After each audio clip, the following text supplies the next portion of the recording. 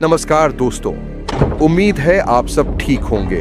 पर यकीन मानिए, इस कहानी को सुनने के बाद हो सकता है रात की नींद थोड़ी मुश्किल हो जाए। आज मैं आपको ले चलूंगा पहाड़ों की गोद में बसे एक ऐसे महल में जिसकी दीवारें सिर्फ पत्थर और गारे की नहीं बनी है, बल्कि उनमें सदियों का सन्नाटा, अनकहे राज और चीखें दफन है। ये कहानी सिर्फ भूतों की नहीं है दोस्तों, ये कहानी है इंसान के भीतर पनपते अंधेरे की, जो बाहरी साए से मिलकर कितना भयावह रूप ले सकता है।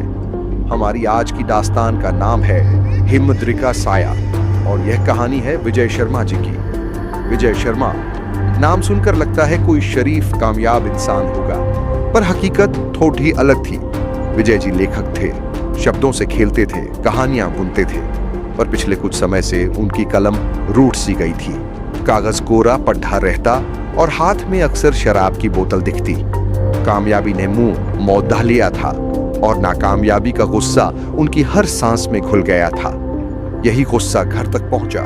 छोटी छोटी बातों पर चीखना चिल्लाना आम हो गया था। आर्थिक तंगी ने आग में घी का काम किया।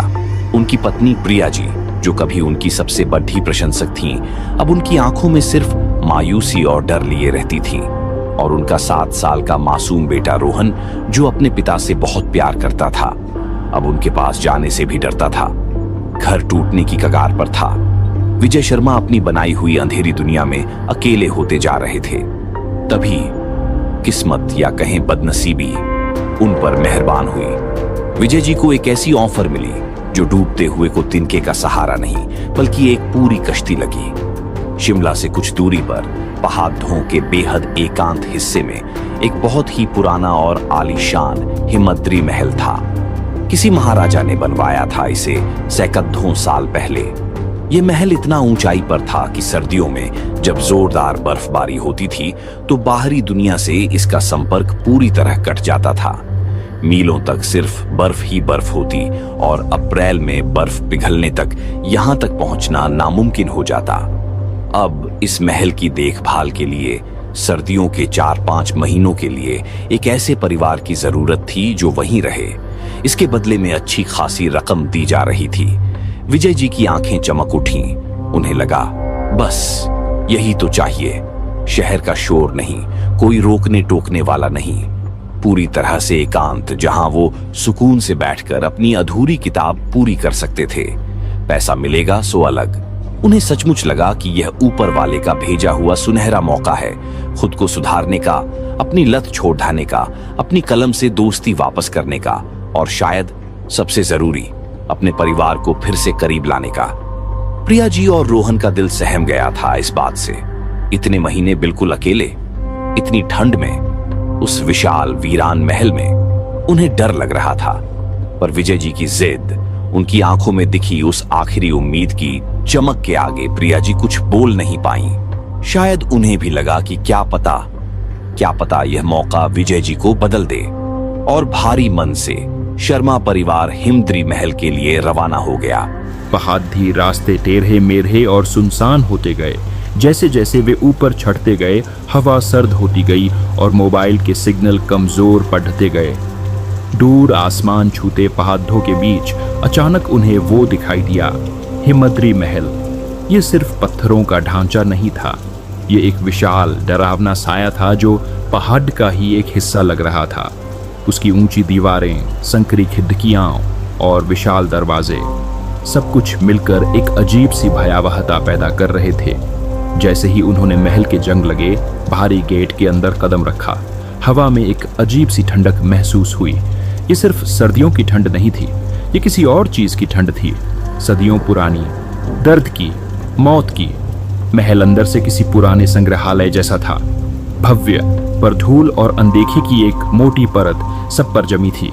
बड्ढे बड्ढे कमरे, ऊंची छतें, लंबे घुमावदार गलियारे, हर कोना सन्नाटे और उदासी से भरा हुआ था। आवाजें गूंजती थीं और फिर जल्दी से सन्नाटे में गुम हो जाती थीं। और यहीं पर हमारे छोटे रोहन की एंट्री होती है। रोहन 7 साल का एक संवेदनशील बच्चा था। उसकी आंखों में दुनिया की मासूमियत थी, पर साथ ही एक ऐसी चीज थी जो आम बच्चों में नहीं होती। उसके पास एक अंदर की आवाज थी। ये छठी इंद्रिय से कुछ ज्यादा थी। वो चीजों को सिर्फ देखता या सुनता नहीं था, वो उन्हें महसूस करता था। लोगों की भावनाएं, जगहों का इतिहास, हवा में तैरती ऊर्जा, सब कुछ उसके भीतर एक आवाज बनकर आता था। और जैसे ही रोहन ने हिमद्री महल की देहरी लांघी, उसे लगा जैसे किसी ने उसके शरीर में बर्फ का पानी डाल दिया हो। यह सिर्फ ठंड नहीं थी, ये दहशत थी, एक गहरी बेचैन करने वाली दहशत। उसे लगा जैसे महल उसे घूर रहा है, उसका स्वागत नहीं बल्कि उसे चेतावनी दे रहा है। महल में कुछ स्थानीय स्टाफ भी था जो उन्हें छोड़ने आया था।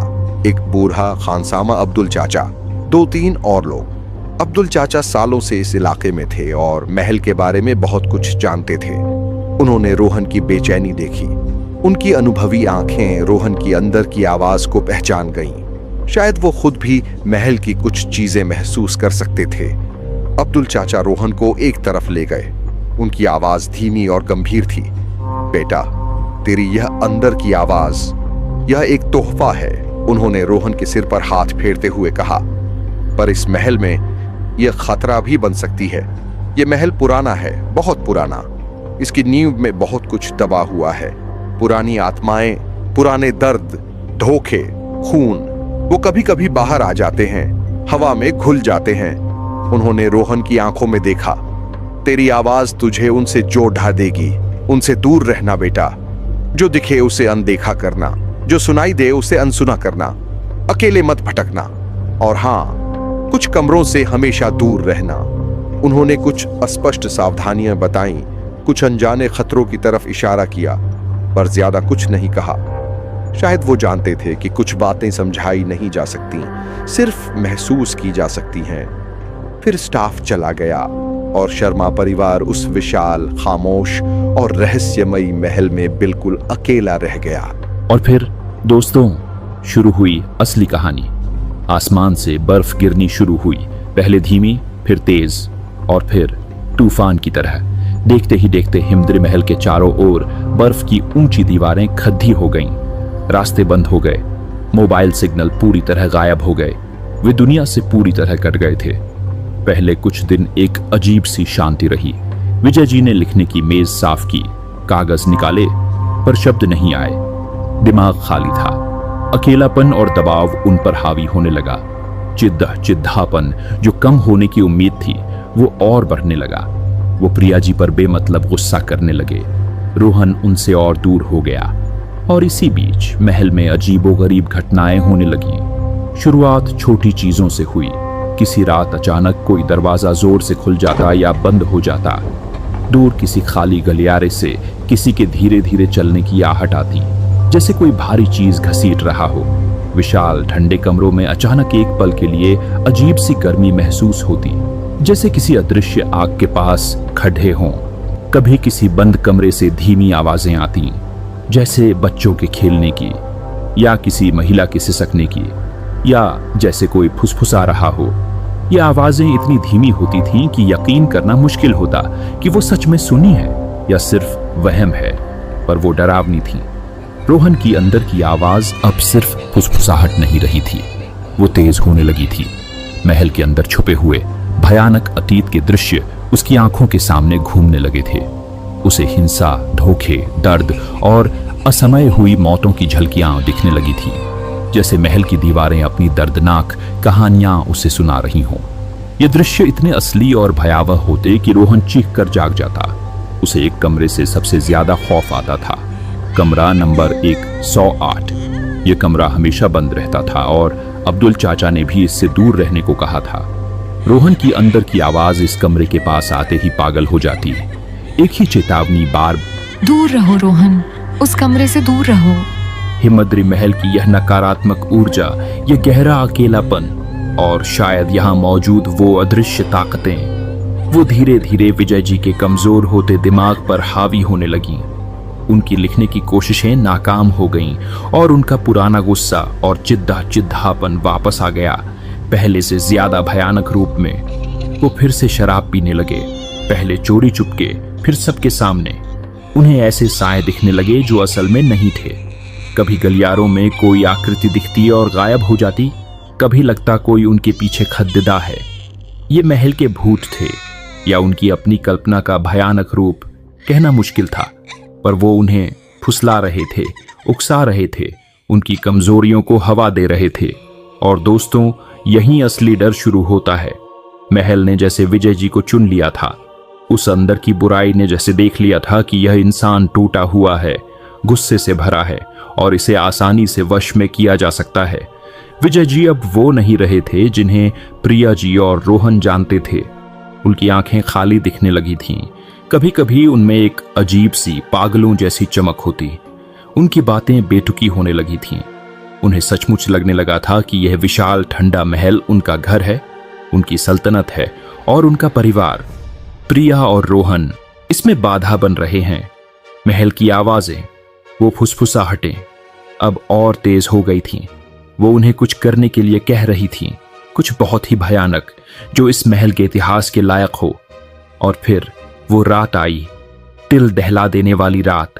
बर्फ का तूफान बाहर जोरों पर था। हवा की सनसनाहट किसी डरावनी चीख जैसी लग रही थी। महल के अंदर एक अजीब खामोशी थी जो आने वाले तूफान से ज्यादा भयावह थी। विजय जी उस रात पूरी तरह से उस साए के वश में आ गए थे। उनकी आंखों में कोई इंसानियत नहीं थी, सिर्फ अंधेरा था। उन्होंने प्रिया जी और रोहन को देखा और उन्हें अपना परिवार नहीं बल्कि महल के दुश्मन के रूप में देखा। उन्होंने उठाया, हाँ दोस्तों, वो भारी धारदार चीज जो शायद कभी किसी पुराने राजा का हथियार रही हो या कोई और भयानक औजार। उनके हाथ कांप नहीं रहे थे। उनका चेहरा खाली था पर इरादा साफ था। वो अपनी पत्नी और बेटे के पीछे PDDH गए। प्रिया जी ने उस भयानक पल में भी हिम्मत नहीं हारी। मां की ताकत उनके अंदर आ गई। उन्होंने रोहन को तेजी से अपनी बाहों में भरा और चीखते हुए भागने की कोशिश की। महल के गलियारों में भगदड़ मच गई। विजय जी पागलों की तरह उनका पीछा कर रहे थे। उनकी भारी पदचापें सन्नाटे में गूंज रही थीं। रोहन की अंदर की आवाज ही उस रात उनका एकमात्र सहारा बनी। इधर मां, इस तरफ दरवाजा। रोहन चिल्लाता रहा जबकि उसकी अपनी रूह खौफ से कांप रही थी। वो बर्फीले तूफान में महल के भूल भुलैया जैसे बगीचे में भागे। बर्फ आंखों में चुभ रही थी, हवा हड्डियां जमा रही थी। रास्ता दिख नहीं रहा था। हर तरफ सिर्फ बर्फ और अंधेरा था। माँ बेटा अपनी जान बचाकर भाग रहे थे और विजय जी, वो एक मशीन की तरह उनका पीछा करते रहे। उस ठंडी भयानक रात में उनकी आंखों में अब प्यार नहीं था, गुस्सा नहीं था, सिर्फ मारने का जुनून था, हिमद्र के साए का जुनून। पर दोस्तों, हर अंधेरी रात का एक अंत होता है और उस भयावह रात का भी अंत हुआ। बर्फ का तूफान और तेज हो गया। महल का बगीचा एक सफेद भ्रामक भूल भुलैया बन गया था। विजय जी अपने पागलपन और महल के वश में, उस तूफान में, उस भूल भुलैया में कहीं खो गए। महल की जानलेवा ठंड और उनका अपना भयानक पागलपन ही शायद उन्हें ले डूबा। प्रिया जी और रोहन बेसुध बर्फ और डर से जमे हुए किसी तरह, हाँ, शायद रोहन की अंदर की आवाज ने ही उन्हें सही रास्ता दिखाया, या शायद अब्दुल चाचा तक कोई इशारा पहुंचाया, या शायद महल की आत्माएं ही उन पर थोड़ी मेहरबान हो गईं। वो उस भयानक रात से जिंदा बाहर निकल गए। उन्हें अगले दिन लगभग मरणासन्न हालत में बर्फ पिघलने के बाद पहुंची बचाव टीम ने पाया। मां और बेटा बच गए। पर दोस्तों, हिमद्री महल, वो आज भी वहां पहाड़ों में अकेला खड्डा है, बर्फ से ढका हुआ, खामोश। उसका भयानक इतिहास, उसका अंधेरा, उसका साया आज भी वहीं मौजूद है। उसकी विशाल दीवारें सदियों के राजों को दबाए हुए हैं। वह इंतजार कर रहा है अगली सर्दी का, अगली बर्फबारी का और अगले अकेले परिवार का अंत। तो दोस्तों, यह थी हिमद्रिका साया की कहानी। सुनकर कैसा लगा आपको? क्या आपकी भी रूह कांप उठी? क्या आपको भी कहीं दूर किसी खाली कमरे से कोई धीमी आवाज सुनाई दी? मुझे नीचे कमेंट्स में लिखकर जरूर बताना आपको कहानी का कौन सा हिस्सा सबसे ज्यादा डरावना लगा या कौन सी चीज आपके दिमाग में अटक गई। अगर आपको यह कहानी पसंद आई हो और सुनकर या पारच कर मजा आया हो तो दोस्तों, इस कहानी को लाइक करना बिल्कुल मत भूलना। यह मुझे और ऐसी कहानियां लाने के लिए प्रेरित करता है। अपने दोस्तों और परिवार के साथ इसे शेयर करना, खासकर उनके साथ जिन्हें डरावनी और रहस्यमयी कहानियां पसंद हैं। और हाँ दोस्तों, अगर आपने अभी तक हमारे चैनल को सब्सक्राइब नहीं किया है तो देर किस बात की, फटाफट सब्सक्राइब कर लीजिए और घंटे का बटन भी दबा देना, ताकि ऐसी ही और भी दिल दहला देने वाली और दिलचस्प कहानियां आप तक सबसे पहले पहुंचें और आपकी रातों की नींद उड़ाती रहे। आपके कमेंट्स का मुझे बेसब्री से इंतजार रहेगा।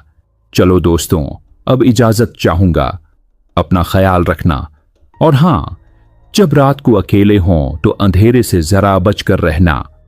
धन्यवाद।